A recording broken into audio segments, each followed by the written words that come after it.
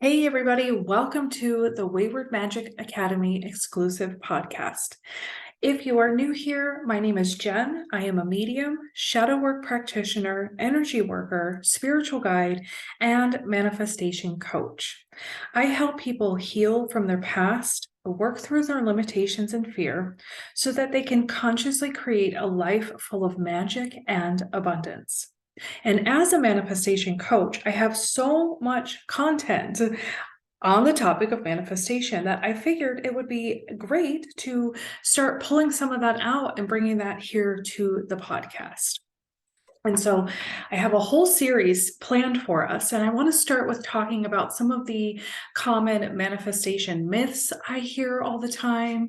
And then I want to share some of my power moves and tips and tricks, and also essentially sort of a how-to guide. So stick with me and let's dive right in. But really quick, before we do get started, I just want you to know I see you. I see you trying your hardest, knowing that there is so much more to life, but maybe you're having a hard time manifesting more. I want to remind you that you do need to show up for this work every single day. Even if that requires showing up and realigning your mindset hundreds of times a day. Really embodying a wealth mindset will absolutely be life-changing. And I'm not just talking money, honey. Okay. I have been actively working on embodying a wealth mindset for myself in all areas of life. And because of that work, I want to share just a few things that have shifted for me, not to brag or make anybody feel bad, but to really show you that if I can do this, someone who used to be so full of fear and limits and anxiety, and lack, victim mentality, if I can do this, anybody can do this. Okay. So I went from broke and struggling and having to repair my credit score to learning how to have abundance coming in all of the time. I went from tired and depressed to learning to really conjure up and manifest more energy, vitality, and to really start creating a life filled with joy. I left a job that I was miserable at, and I created the opportunity to do what I absolutely love for a living, something I never thought possible. Okay. As I mentioned, I went from that low credit score to buying a home and buying some investment properties, buying a car, getting 0% interest offers, um, and currently working on buying a little bit more property. I went from a very volatile relationship to finding my own empowerment. And through that, I eventually conjured up the best relationship with my best friend who treats me like the queen that I am and who takes me on all sorts of adventures and experiences. Again, something I never thought would be possible for me. I was also able to implement many lifestyle changes, diet changes with more ease and grace than I was ever able to before. And I did lose over 20 pounds at one point. I've learned to honor myself, my energy, my soul, my time, and my body.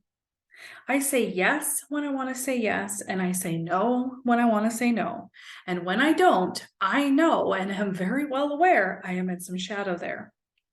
I do now see possibility when before I used to feel so hopeless. And if you want to know where the magic and the abundance are, it's in your mindset.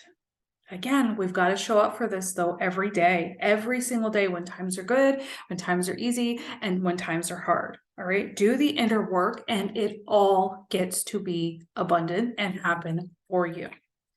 Okay, with that, let's dive in and start talking about some common manifesting myths that I want to debunk right here and now. All right, myth number one. You should only manifest when the moon is in a certain phase on specific days of the week or at certain times of the day. All right, this is completely false. We are manifesting our reality every moment of our lives. Our energy, our thoughts, our beliefs, our baggage we carry, how we feel about ourselves, what we say no or yes to, all of that is a part of the manifestation of your physical reality. So tell me, why would you wait for a full moon or a new moon once a month to start creating what you want? When I first started my magical journey, I used to believe that I did have to participate in every full or new moon ritual there was all year, or I'd feel like I was severely missing out on manifesting opportunity. I started to create anxiety around that. And much like many of you here, I am a busy witch with a lot going on, as I am sure most of you are, right? The rituals I was participating in at the time were always held around dinner time, which was supposed to be spent with family that I rarely saw to begin with. And it was becoming a lot more stressful than it was expansive. But that fear of missing out on a good opportunity to manifest was keeping me chained to doing these rituals.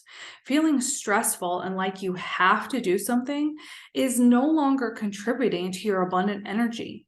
Don't do something just for the sake of doing it because the internet or because old ways say so, or because everybody else is doing it. If you're manifesting something in your life, participate in activities and timelines that contribute to that energy. That is where the real power is. You will not find your power in old constructs that just don't work for you. You will find it in your bold willingness to break the rules and to pave your own path. Now that is powerful stuff. You can still be mindful and intentional with your timing of things, but it's just that it's your timing. Do it when it feels right for you. Okay. Myth number 2, if you don't have every ingredient for a manifesting spell or ritual or correspondence work, then your manifesting won't be effective. This is so not true. Was it really the basil in your spell that caused your dream to come true? Don't get me wrong, I am part kitchen witch, except when it comes to cooking dinner. I like to make potions and spell jars and things. I love adding herbs and spices to my magic work, but I know that I don't need them in order to make the magic happen. I do outward manifesting only when it feels light, fun, or expansive. Rarely do I ever have all the ingredients for a spell, unless there are only 1 or 2 ingredients required. I improvise and I rework pretty much every spell or ritual that I ever have tried. And I will let you in on a little big secret. Most of the magic I have created in my life was done with no outward manifestation work at all. Okay. Being flexible, free, or crafty really carries powerful energy of its own. When you work with what you have, you are making abundance of the things that are already around you. Therefore, you are inviting even more abundance to come your way. So don't be afraid to improvise, my friends. I promise, if your energy, your intention, and your beliefs are aligned, it doesn't matter if you use the finest herb picked by a medicine man in an enchanted forest, or if you use dirt from your backyard, or if you use nothing. You are the only powerful ingredient needed. Anything else is a complement or an added layer to your magic. All right, myth number 3. If you aren't always vibing high, your manifestations won't work. Okay, this is lame and a dangerous belief that I see send many a witch down a spiral. How is that even possible to vibe high 24/7? Does this mean that we can never have a negative feeling or a negative thought ever? And can you see me rolling my eyes from here? You know what this belief is actually doing? This is spiritual bypassing. That's what. When you see programs like Law of Attraction, which I do follow, I do believe in, but I think it fails to mention what to do the other times when you're not vibing high, right? It can put us in this belief that if we have a bad or negative thought, we've just undone all our work, or we have to just keep thinking this manifestation, just keep thinking it and believing it until it's real. But if we're not in the right state of mind for that kind of work, constantly thinking about a manifestation can make us actually feel like crap. Did you know that? That's a good indicator there's some shadow work to do there, but no worries. You do your shadow work, you're ready to move forward. Okay, so again, this is dangerous because it teaches people to keep stuffing those low vibe or negative thoughts, feelings, or emotions right back into their shadows, keeping themselves sick, lost, and lacking abundance with no idea why. It makes you feel wrong or rejected, wondering if the witch next to you is able to keep her vibe high, why can't you? Listen, just because you were in a bad mood one day does not mean you can't do powerful manifestation work that day. In fact, I teach my students all the time to portal into their shadows, their frustrations, and those low vibe energies so that we can find information there and then alchemize it. And you can also start digging into chaos magic, how that uses whatever emotion you have, you can use that to start manifesting. So there's a lot of actual freedoms and empowerment here.